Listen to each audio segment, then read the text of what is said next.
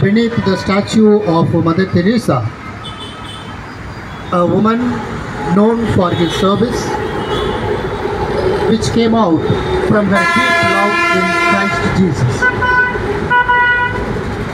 And this woman's service went beyond her own religious faith, embracing the humanity at large, especially the downtrodden people, the suffering ones in the society. Similarly, today we have come here to commemorate the death of Father Stan Swami.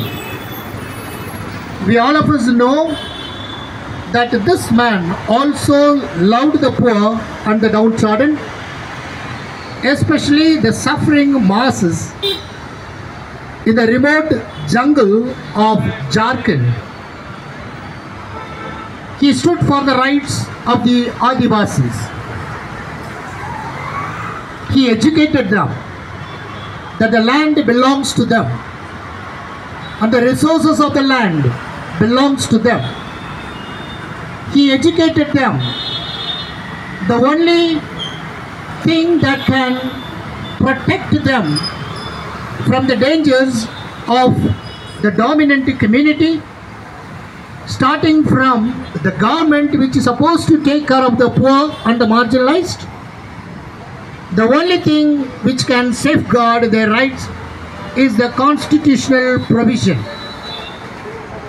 And Father Stan Swami was educating the tribal youth to understand the constitutional provisions which will safeguard their land and resource and forest. We all of us know the PISA Act.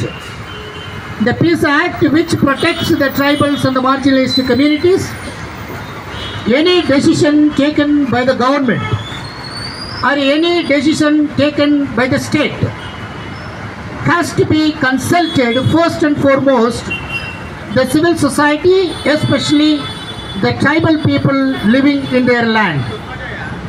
Without their permission, not even government can amass the wealth of the forest. They cannot take away the land. This is a human right issue. This is a knowledge that every tribal people supposed to have.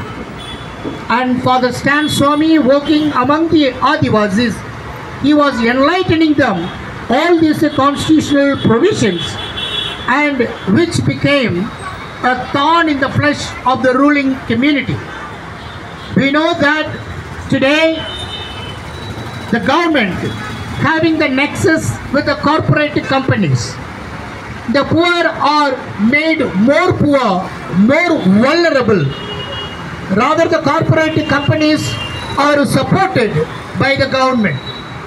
In such a situation, we the people of India are living.